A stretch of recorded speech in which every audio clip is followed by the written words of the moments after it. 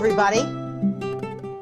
Thank you so much for joining us today for our Little Italy of Los Angeles podcast. We're so thrilled to have you all joining us. And joining us today is Genny Nevoso. I'm so excited to be having you here with us today, Genny. You are the Executive Director of the Italy America Chamber of Commerce West. Welcome. Thank you for being here. Thank you so much for having me, Deborah. Hello, everyone.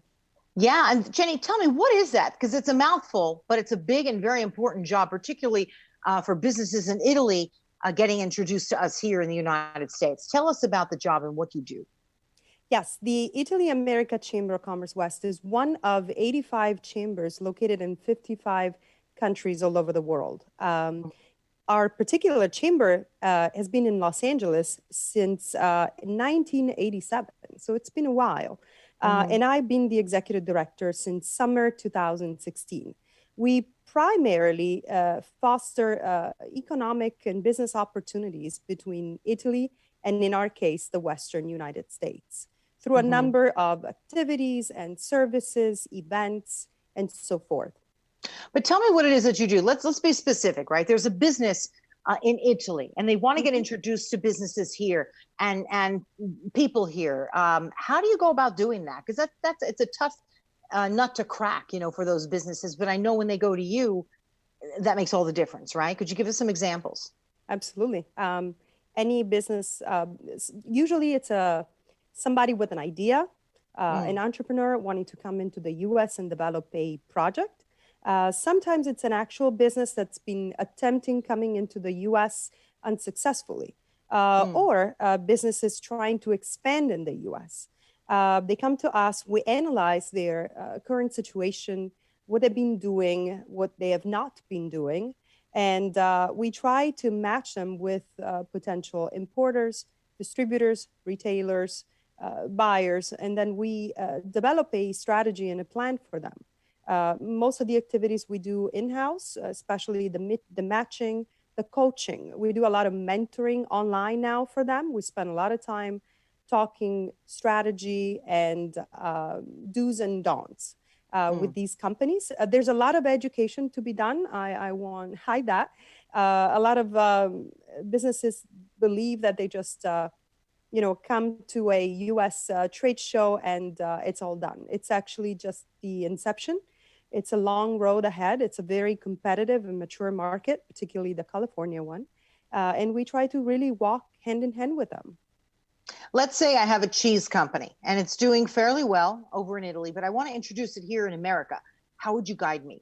What would you do? And how would you teach people here what's authentic and what isn't? Because I know that's a big part of your business too. Yes, we've been doing that through the True Italian Taste campaign. And basically, we take your product.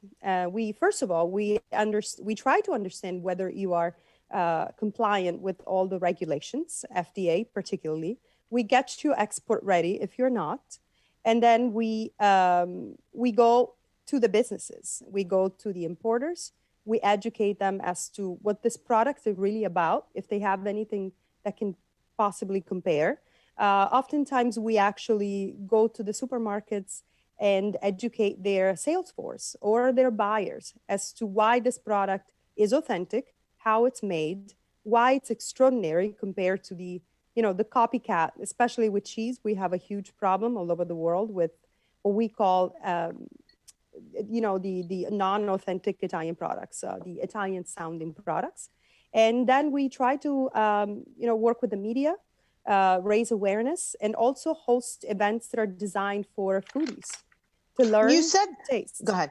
You said there's certain authenticity. Oh my gosh, I can't say that word. Authenticity, yes. That's one of those words that's hard for me to say. That logos that you put on products, right? So that people know if it's in fact authentic or it looks authentic, but it's not. Could you teach that to me as well? Yes. So with cheese, for example, the king of cheese, Parmigiano. So Parmigiano, first of all, it's 80% of the time when it's called Parmesan, it's not Parmigiano, unless you go to the very back of your piece of cheese and you see that it says product of Italy. First of all, it cannot be product of any other part of the world. And then you have two little Star. They look like stars and they're yellow. It's like a little crown. And that Ah, identifies the product being authentically made in a specific territory. When it comes to Parmigiano, for example, is Modena, Reggio Emilia. That's the only place in the world where Parmigiano can be produced based on ah. specific rules. So many of us who do not know that, right? We'll go to a market, even a fine market, and thinking, oh, good, we're getting the right stuff, the real stuff. But unless you know specifically, very often we may not be doing that. So just ordinary folks like myself, we can take a course with you too, right? To find out what's authentic and what isn't, correct? You can join a lot of our events. We host master classes. Now they're digital. We can share a lot of activities that we've done in the past. And hopefully soon we'll be hosting a lot of events for the community where people can share and learn and really partake in the process. Right. You don't just have to be somebody who's trying to get your business known here in the US. I mean, if you're interested, any of us can join, right? It's not very expensive to become a member, whether you're an individual or you're a particular business, correct? Absolutely. Anybody can join the chamber. Mm-hmm. It is open to individuals as well as corporate businesses.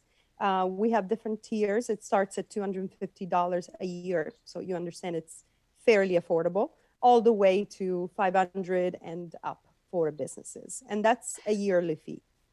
It's a pretty terrific job that you have. It looks to me like you really broke that glass ceiling holding a job like this, Genny.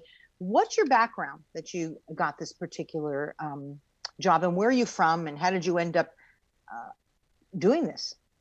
I was born and raised in Italy, in a small town on the Adriatic coast, on the east coast of Italy. And I landed in Los Angeles 17 years ago.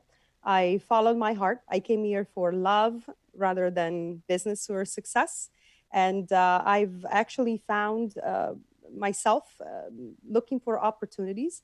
I've um, I've actually started as an intern, a volunteer more than an intern, at the chamber 17 years ago as I was waiting for my paperwork to live and work here legally.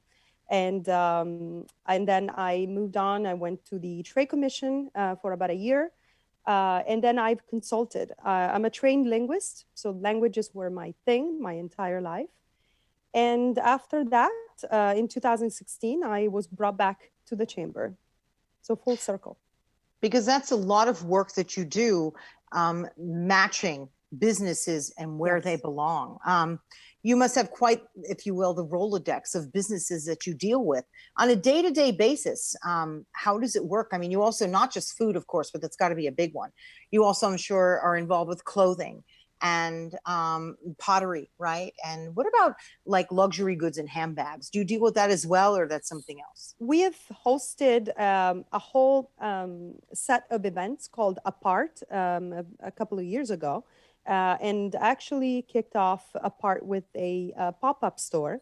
And we had smaller brands, unknown brands from Italy, doing fine leather accessories all the way to fine clothing, tailored products, beautiful shoes, all sorts of things. Fashion is it's something natural that comes to all of us in Italy, but also design and architecture, machinery. It could be anything. People come to us with all sorts of products, all sorts of services that they want to promote and find a match for. What's the percentage of people and businesses that come to you that make it into these markets here? It's a small percentage, to be fair. Really? Mm-hmm. It's a very difficult market, and I would say that the number one issue is that they touch and go. They try with one event, one opportunity, they invest maybe 1 year, and then they just quit. Now, I always tell our clients and our members that you need to be super persistent. You have to be surgical in your approach. You have to know your business very well, but you need to know your target market more, even more. And companies cannot be persistent sometimes because of the budgets. It becomes Mm-hmm. very difficult. They are aggressive maybe for a period of time. They can access funding through the EU, and then they just drop it and they focus on something else, and that is the biggest issue. What's one of the number one businesses that you are successful with introducing here to the U.S.? Well, there's a number of them, to be honest with you. I will not name names, otherwise I might get some members upset.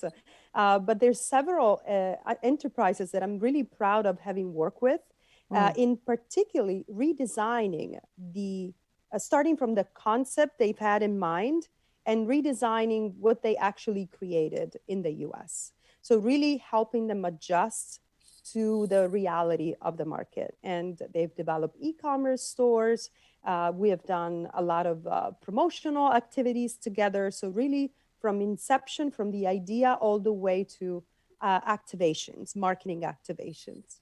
And I'm sure also you probably help them get online too, right? Because we interviewed a while back a fairly young couple, and they have a successful olive oil business, and all of it is by order only, and it's all online, and that's been very successful because no longer do you always have to have a presence in a store and a shelf. You can do it online. Do you help them with that as well? Absolutely, and this is brand new. We're actually launching an online platform that truly belongs to all the Italian chambers in the US. This is a common effort of the chambers. We're launching a platform that will give companies that join us in this effort a shop window, a platform, something that would be unaffordable for most businesses to do on their own. And so they can host meetings with their clients. They can join our digital events. They can have a marketplace. So that's something that we're launching in hopefully the next few weeks. Yes. What are you always looking for? You know, as people are coming to you, what always gets your eye? Would you say, Genny? I look for how well they've done their homework. I want to see how they've studied the market, how well they know their market, their target client, how well they know the digital opportunities, as you mentioned, and not just e-commerce, but also for promotional opportunities. So the social media route, as well as all the work you have to do with influencers these days. I really try to do where they stand with all of this, and I try to see how serious they are, because this market is no joke. Well, you're right. You have to do your research, whether it's what you and I are doing, right? You do a research on one another, regardless of what it is that you do. You need to have done your research, because they might have an idea, but you have to take it 10 steps further, right? Is there a cost to them other than becoming a member? Yeah, we, as an independent local nonprofit, we basically sustain ourselves through membership and selling services. We're more like a service agency, basically. And so there is a cost, and it's based on their specific service, whatever they need. It's quite affordable, usually, compared to the big agencies and the big consulting agencies offering the services. And the beautiful thing about leveraging the chamber to access the market is that you then become part of a community of like-minded professionals and companies, and that gives you a lot of referrals. It gives you a lot of help with, through people that have tried before you, that have successfully entered the market, and it avoids you a lot of a big waste of time and then finances. We really try to be mindful of that. What about women? Are you trying to help promote women-owned and operated businesses from Italy, and merging it with people here? Is that something that is of interest?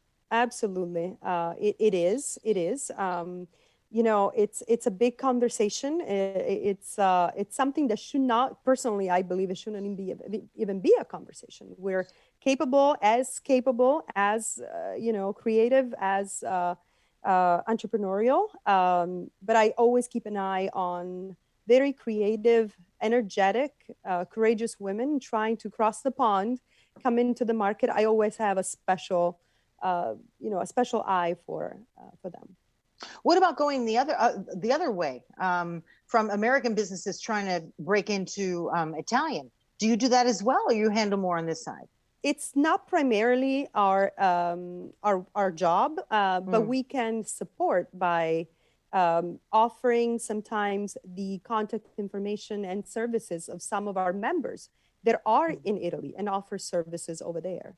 So the What's the community is in Italy and here. It's all over, and it can really help. Yeah, and I do think the Italian community here, the Italian American community, really wants to help encourage businesses there to continue to come here. I mean, I really see a real surge in that. Um, what's the trend right now? Who's trying to get in here? What types of businesses do you think are popular, not just to come here, but that we as Americans really would like to consume? Well, I mean, food, it just never ends with food. We are Right. always involved in, in that conversation because I believe that we need more authentic food and wine products in the US, although we do have a lot of them, but they're not everywhere. And I'd like to see more of that and just the price is more accessible. But also Mm-hmm. fashion, I'd like to see more of that as well. Because when you think of Italian brands, you think of the top tier ones, you think of luxury. Of course. There Yeah. is an entire world of craftsmen, artisan, smaller companies that produce accessories and clothing in Italy that are virtually unknown. Right. Oftentimes, they produce for the top brands. Right. That's not necessarily the couture names that you would know, but it's still the same beautiful Italian fashion. In fact, if those companies, brands are able to break in, where could we find something like that? That may not be a $2,000 blouse, but that is in fact a more reasonable Italian styled clothing or shoe. It's unfortunately there's not a lot of that because the Mm, ones that make it, it's the top tier brands. This mm. is primarily for the marketing dollars, for the structure they have behind their back, really holding them up in entering the market. Now, there's a lot of e-commerce stores that you could access, uh, to get, some of these brands that are smaller, lesser known maybe in the US, but well known in Europe, and also the lesser known in Italy as well. Italist.com is one of them, although their primary focus is really a luxury experience, but you can also find companies that virtually you've never heard of that are top tier in terms of manufacturing in Italy. What's the next virtual event you're going to have? Because one of the great big ones that you have, and we can't do it this year, is the Italian Excellence Award. It's a beautiful gala that we do every year, right? We Yes. can't really do that this year. But is there anything that we can all look forward to learning more about what you're doing here? Absolutely. So the I am truly sad about the gala this year. We have I know. built a beautiful gala for the past 3 years. It's been increasingly more successful, and I'm truly saddened that it's not going to happen this year. And we've tried to create something safe, but just gathering people at this time is just not, Mm. simply put. We are hosting a lot of webinars. They're free to anyone who wants to be a part of the community. Our website lists them all. We've been e-blasting them. We have social media that we can share. The next one is on how to purchase real estate for expats. So for foreign people coming into the market or living here, how to purchase real estate in Los Angeles. Ah, And this is happening on October 28th. And we're featuring a couple of members of the chamber helping us with financial strategy as well as real estate opportunities. wow. What about for those of us who want to purchase there? Do you help us with that, or is it something We else? can we can do that. We do have members in Italy, lawyers and real estate professionals that can accommodate some of these needs. Yes. How beautiful. Okay, so how can anyone get in touch with you, Genny? And is there anything else there you'd like to add that I may not have asked you that you think would be important for our viewers and listeners to hear about? Well, first of all, thank you so much for having me. The Chamber's honored this partnership, especially, with the Little Italy Association of Los Angeles, and wanting to praise the organization for what they're doing for the local Italian community to revive this sense of, Italian community in Los Angeles that's been marginalized for years, I would say. And also you guys can be in touch at www.iaccw.net is our website. It features a lot of interesting videos of past events and webinars, as well as a calendar of upcoming events. You can check this out. And also it shows you our social media channels. Beautiful. And also on Instagram. I'm a big one for Instagram because it's so easy to access anyone on Instagram. You post all of your latest events. It's so easy. And I know that you answer to everyone. So that's great too, Genny. I really appreciate you being here. And I hope we'll have you back, especially once COVID is lifted. That'd be terrific. Genny Nevoso, Italy America Chamber of Commerce West. I very much appreciate you coming on today for our Little Italy of Los Angeles podcast. And everyone, you can find us, of course, on Facebook. You can find us on YouTube. You can find us on Apple and iHeart and just about anywhere that you watch your podcasts or that you listen to them. So we appreciate you very, very much being here. There's a lot to learn. And I love how you're encouraging businesses to come here. This is a great thing. So thank you again. And thank you, everybody, for joining us. And we'll see you next time. Bye-bye. Thank you.